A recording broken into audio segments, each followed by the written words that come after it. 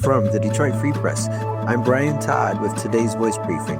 It's Monday, July 7th, 2025. This is Nusrat Rahman with the Detroit Free Press. An apartment building with fire damage, a home without heat or smoke detectors, multiple properties with broken windows. These are among the properties and conditions at the center of a sprawling lawsuit filed by the city of Detroit on July 2nd against RealToken, a Florida-based blockchain real estate company, its co-founders, and 165 affiliates for public nuisance violations involving more than 400 residential properties across Detroit. It's the largest nuisance abatement lawsuit ever filed by the city of Detroit, according to Conrad Mallett, Corporation Counsel for the city of Detroit. RealToken is operating a cryptocurrency venture in Detroit involving dozens of limited liability companies and related entities by offering international investors quote-unquote fractional ownership of Detroit properties represented as digital tokens, according to the lawsuit. The city of Detroit, in its complaint, alleges that its tenants, Detroit residents, are paying the price with poorly maintained rental properties and unsanitary and unsafe conditions. In a statement, RealToken laid the blame on management companies it hired for the properties and said it has made repairs at several properties and addressed hundreds of blight tickets. To read the full story, go to freep.com. I'm Jenna Prestininsi for the Detroit Free Press. Look up at night later this month for a chance to glimpse meteors whizzing through Michigan skies.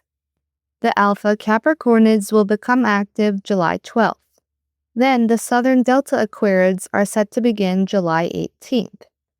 The 2-week meteor showers are expected to produce a few meteors per hour. Astronomers say both meteor showers will peak July 29th to 30th. You will need clear skies to get a good look at the meteors, so keep an eye on the weather forecast.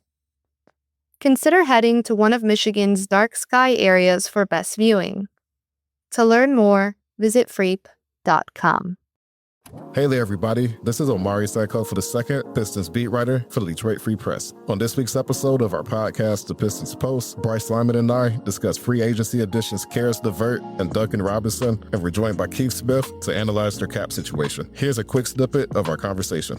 Initial thoughts on Caris LeVert, the player, how he fits on the roster, all of that. I think he comes in and you have a clear need for scoring in the second unit. You have a clear need for playmaking in the second unit, and he gives you both of those. He's not quite a point guard like Dennis Schroeder is a point guard, but he's a guy that can absolutely move the ball. He's got a 2-to-1 assist to turnover ratio for his career, 4 assists for his career. So he's a guy that absolutely could take ball handling pressure off of Cade or J.I.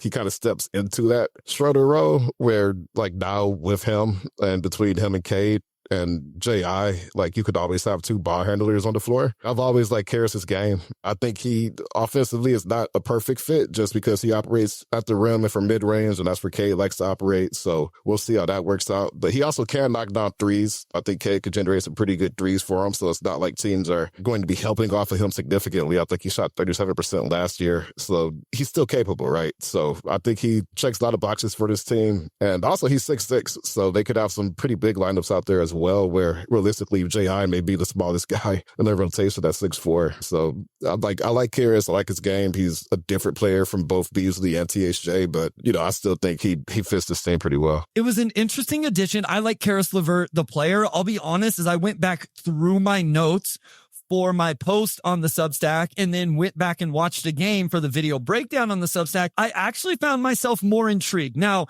that not even considering the fit stuff, just like who Caris LeVert is as a player. You can hear that full conversation in this week's episode of The Pistons Post, which is available wherever you listen to podcasts. And as always, you can find our latest coverage on freep.com/sports.